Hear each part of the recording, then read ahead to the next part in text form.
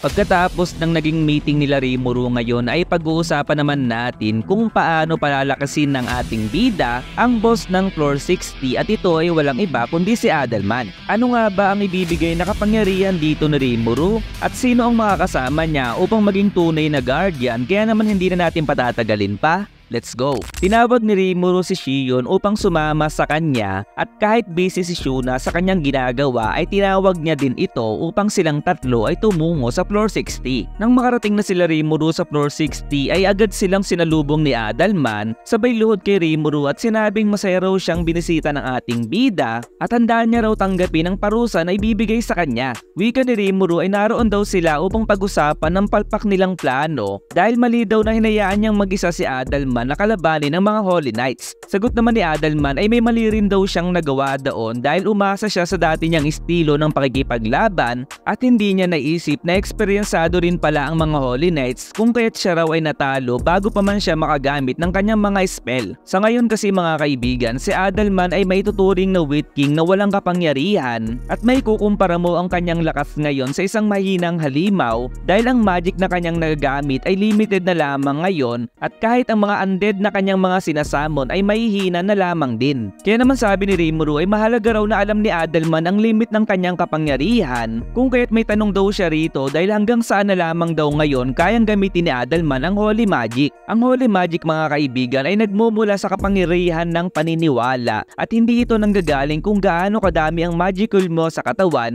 o ang magicule na kaya mong kontrolin sa environment, kung kaya't sa madaling salita ay kung gaano kalakas ang paniniwala mo ay ganun din kalakas ang Holy Magic na kaya mong gamitin. Subalit ang Holy Magic ay kaya lamang gamitin ng mga nilalang na may koneksyon sa God, or sa madaling salita, ang God ay nagre-refer sa mga taong kayang kontrolin ng mga spiritrons kagaya na lamang ng Demon Lord na si Luminous. Kahit na nga ba naging halimaw si Adalman pagkatapos nitong mamatay ay malaki pa din ang paniniwala nito sa Luminism, kung kaya't nagagamit pa din niya ang Disintegration, pero nang mawala na ang paniniwala niya sa Luminism at nalipat na kay Rimuru ay simula nun ay hindi na siya nakagamit pa ng Holy Magic. Sa isip ni Rimuru, ang Holy Magic at ang Spirit Magic ay parehas lamang kung tutuusin at kagaya daw ni Hinata ay hindi raw ito makakagamit ng Holy Magic kung hindi ito nangihiram ng power kay Luminous. Kaya naman sa madaling salita, kapag ang tao ay hindi na umasa sa Demon Lord na si Luminous ay mawawala na sila ng lakas upang kalabanin ang mga halimaw. Tanong naman ni Rimuru kay Shuna ay paano raw ito nakakagamit ng Holy Magic at kanino raw nito nilalagay ang kanyang pananampalataya. Sagot naman ni Shuna ay iba raw ang ginagawa niya sa paggamit ng Holy Magic dahil sa pamamagitan ng kanyang unique skill na Analyst ay nagagaya niya ito at nahihiya pa niyang sabi na ang kanyang pananampalataya ay na kay Rimuru dahil mula sa kaibuturan ng kanyang puso ay naniniwala siya sa lakas na tinataglay nito. Wika naman ni Adalman, so noong naglaban pala tayo dati ay kasinungalingan lang pala ang iyong sinabi na kahit ang halimaw ay kayang gumamit ng Holy Magic. Sagot naman ni Shuna ay isa lamang bluff ang kanyang sinabi noon, pero kung tutuusin daw ay si Adalman daw mismo ang nagpatunay ng kanyang sinabi na siyang kinabagsak ng panga ni Adalman dahil tama nga naman ang sinabi ni Shuna. Wika ni Rimuru, ngayon daw ay pagkakaloob niya ang ultimate secret of faith and grace na siyang tinuro sa kanya ni Luminous noon, kung kaya't wag daw nila itong ipagsasabi sa iba dahil sekreto lamang ito. Si Adalman daw ay dati naman ng mataas na pari at kung sila rong dalawa ay magkakaroon ng koneksyon ay makakagamit na muli ito ng Holy Magic dahil sa ngayon ay mababa ang magicule na meron nito at sa pamamagitan ng Holy Magic ang kanyang lakas ay aangat ng muli. Tanong ni Shion ay okay lamang daw ba na alam niya ang tungkol sa sekreto at sa isip ni Rimuru ay nakalimutan niyang naroon pala si Shion, kung kaya't sinabi nito na wag na lamang daw ipagsabi na siyang sinang-ayunan naman ni Shion. Tanong ni Shuna ay ibig sabihin daw ba ni Rimuru na kung mananampalataya daw siya sa ating bida ay makakagamit rin siya ng tunay na Holy Magic, at sagot naman ni Rimuru ay maaari daw kung kaya't magsanay daw ito ng kanyang sarili at maaari din siyang maging konsultant ni Adalman. Sa isip ni Rimuru ay mabilis maintindihan ni Shuna ang mga bagay-bagay at sa tulong ng unique skill nito na Analyst ay maaaring magawa din nito ang Disintegration sa hinaharap.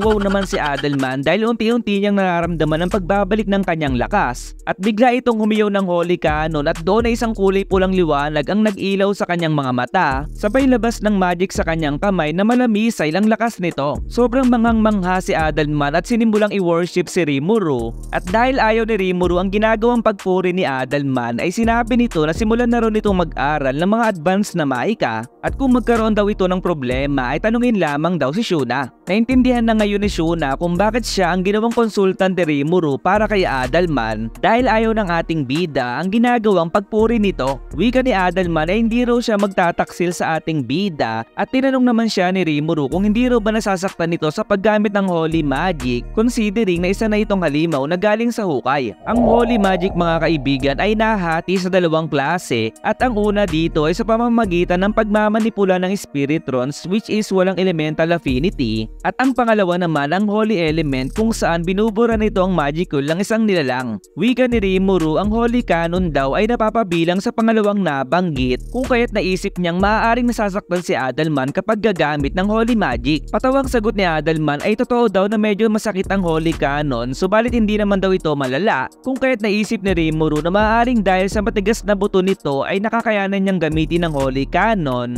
ngunit hindi pa rin daw nare-resolba ang problema. Kung na kay Adalman lamang daw ang unique skill ni Beretta na Reserver ay magagawa nitong i-convert ang Holy Elements sa Demonic Elements at depende pa raw yun sa magiging resulta ng kanilang research sa hinaharap. Kaya naman pinakita ni Rimuru kay Adalman ang kanyang Holy Magic na Holy Ray na siya raw mismo ang nag-imbento at tinanong niya ito kung kaya rin daw bang gawin ang kanyang ginawa. Ang Holy Ray ay isang spell na walang elemental affinity at kung magagawa daw ito ni Adalman ay hindi na siya masasaktan pa sa paggamit ng Holy Magic. Palit mahirap daw gawin ang Holy Ray at sa malamang daw ay kakailanganin pa ni Adalman na palalimin palalo ang pananampalataya kay Rimuru. Kahit na nga raw ba ginawa ang Holy Ray para sa isang kalaban lamang ay mas malakas daw ito kung ikukumpara sa Megiddo na siyang ginamit nito noon sa pagtapos ng buhay ng mga sundalo ng Falmouth. Ang Holy Ray mga kaibigan ay isang mabilis na liwanag na gawa sa maliit na umiikot na Spiritrons at pwede itong gamitin ng sunod-sunod na para bang laser ni Frieza sa Dragon Balls at mas maliit daw ang oras sa pag-chant kung ikukumpara sa disintegration. Manghang-mangha na naman si Adalman sa kanyang nakita at sa isip ni Rimuru na kung magagawa ito ni Adalman ay magagawa na rin niyang gumamit ng Spiritrons at sa hinaharap ay maaaring makagamit na rin ito ng mas makapal pa na Holy Ray.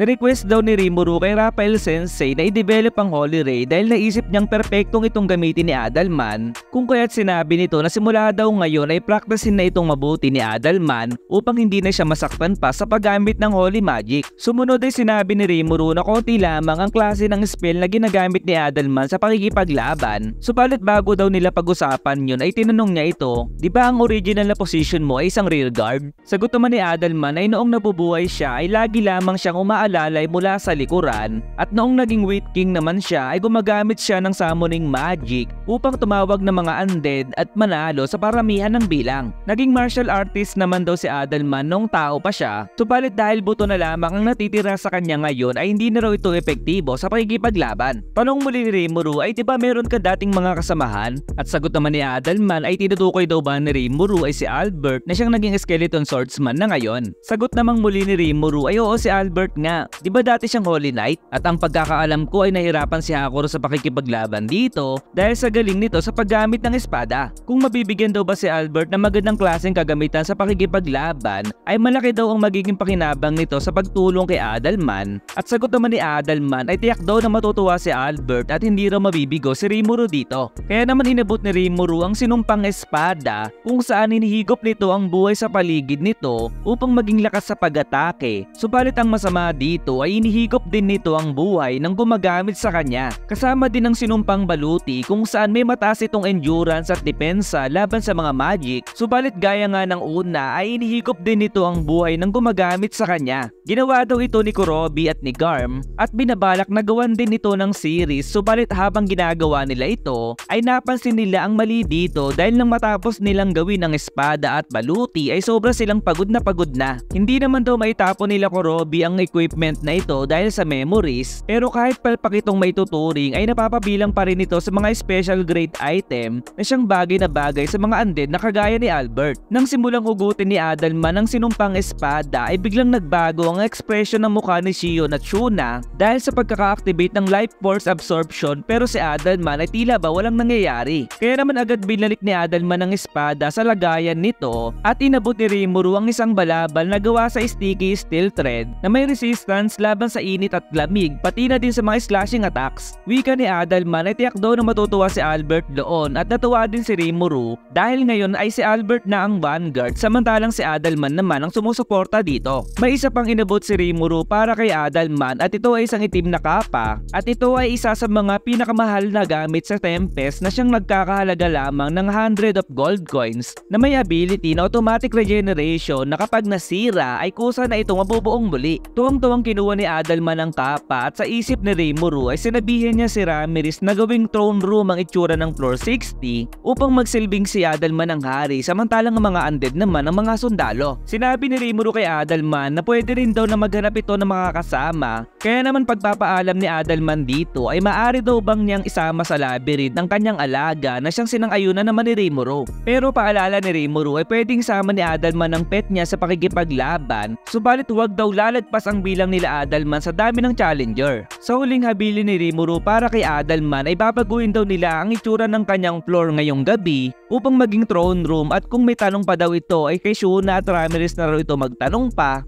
Kung kaya't sagot ni Adalman ay tatandaan niya daw ang lahat ng sinabi ni Rimuru mula sa kanyang puso at gagawin ng lahat upang maging mas malakas pa. Sa huli ay hindi na nakapagsalita si Shuna sa kanyang narinig, samantalang si Shion ay sobrang naging satisfied naman sa naging pag-uusap ng lahat. So mahaba ito ngayon mga kaibigan at ano kaya ang mangyayari sa gagawing pagsasanay ni Adalman upang maperfecto nito ang paggamit ng Holy Magic nang hindi siya nasasaktan. Kaya naman kung nagustuhan mo ang ating review at gusto pang masundan ang susunod na mangyayari ay pawang mag-iwan lamang ng like, follow and subscribe na din at hanggang dito na lamang. Goodbye!